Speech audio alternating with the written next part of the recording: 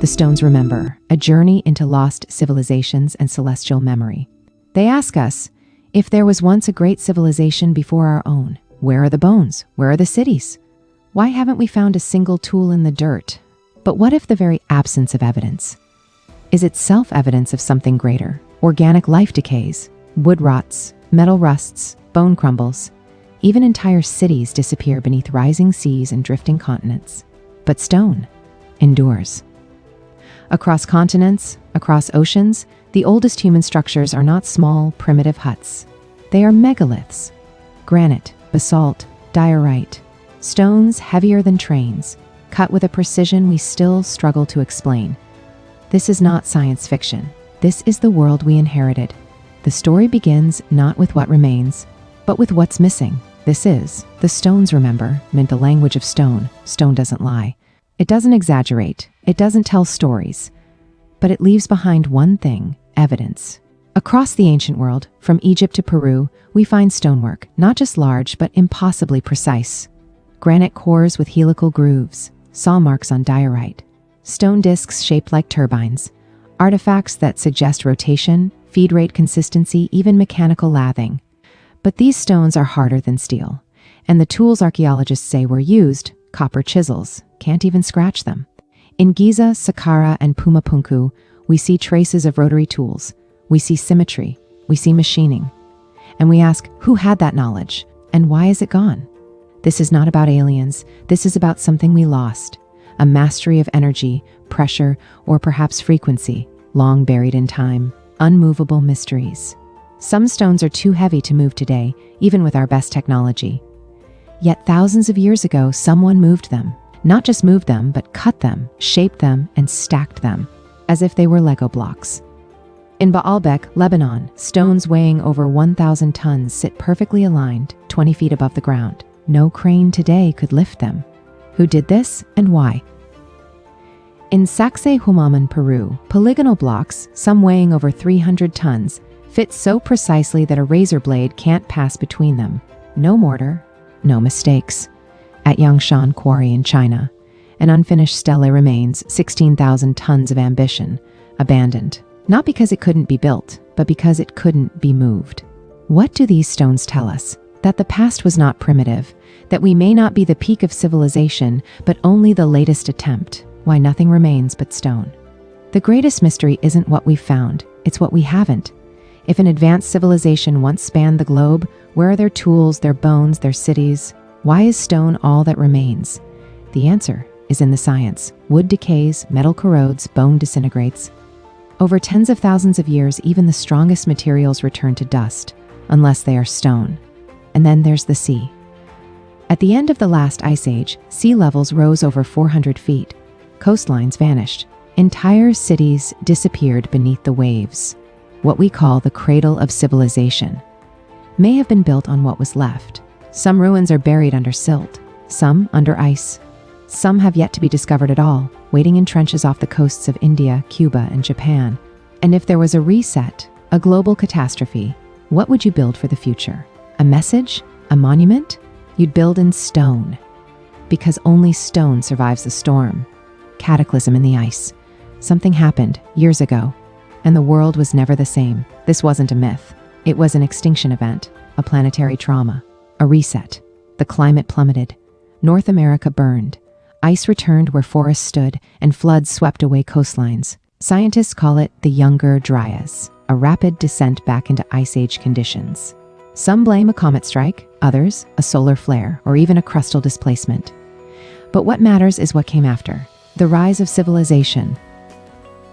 From nothing, At the same time, myths began. Atlantis, Zep Tepi, the Flood, the Garden of Eden. The Adam and Eve story, once classified by the CIA, describes a recurring cycle: Earth's crust slipping, oceans leaving their basins, wind at 0,000 miles per hour. Everything gone in days. It's not a prophecy, it's a memory. One passed down, carved into stone, and called mythology because we forgot. The cyclical clockwork of the ancients. What if the ancients didn't just remember one cataclysm, but many? What if they left behind clocks, not of hours and minutes, but of epochs and resets? Across continents and cultures, we find the same theme repeated. The world rises and falls. Ages come and go. The Vedic Yugas of India tell us of a cycle over hundreds of thousands of years, ending with chaos, then rebirth. The Mayans track time in Baktuns, marking year cycles that echo the rise and fall of entire worlds. Zoroastrians spoke of a year cosmic war between light and dark, ending in a cleansing fire. Even the Egyptians remembered a time before time, Zep Tepi, the first time, when the gods ruled before the flood. These weren't just stories, these were warnings. Calendars, countdown clocks carved in stone. And they all seem to point to the same idea: time doesn't just pass, it resets. Sacred geometry. The ancients weren't just building temples, they were building clocks. Across the earth, sacred sites align with the stars, not randomly, but with mathematical precision. The pyramids of Giza mirror Orion's belt. The Sphinx gazes at the sun on the spring equinox. Angkor Wat aligns to Draco, the dragon of the northern sky. In Chichen Itza, the shadow of a serpent slithers down the pyramid stairs exactly on the equinox. At Machu Picchu, solstices are marked with light and stone, and at Göbekli Tepe, the oldest of them all, pillars point to constellations now long forgotten, perhaps even the galactic center itself. These temples weren't just spiritual centers, they were astronomical instruments, and maybe they were warnings, built to track the heavens, built to remember the last reset, built to survive the next one. Poinsection in the Great Precession. Every 26,000 years, the sky resets. Due to Earth's axial wobble, called precession, the stars slowly shift position over time. And as they do, the constellations behind our equinoxes change. This isn't astrology, it's astronomy, a slow-motion clock, known since the ancients. The Sphinx stares east at the constellation Leo. Around BC, the rising sun on the spring equinox appeared in Leo, just as the Sphinx aligns today. That same moment, BC, is also when Orion's belt matched the layout of the pyramids of Giza perfectly. It's as if the entire Giza plateau was built to mirror the stars of a lost time. This date marks the end of the Younger Dryas, the beginning of our current epoch, and possibly the fall of the last great civilization. Is it coincidence, or are we reading the clock backwards, finding in the sky the story we forgot? The stones remember. The mystery isn't why we haven't found them. The mystery is why we've forgotten we did. We stand on the shoulders of forgotten giants, of civilizations that knew the stars better than we know our own histories. Civilizations that tracked time not in years, but in ages. Civilizations that left behind not scrolls, but stone.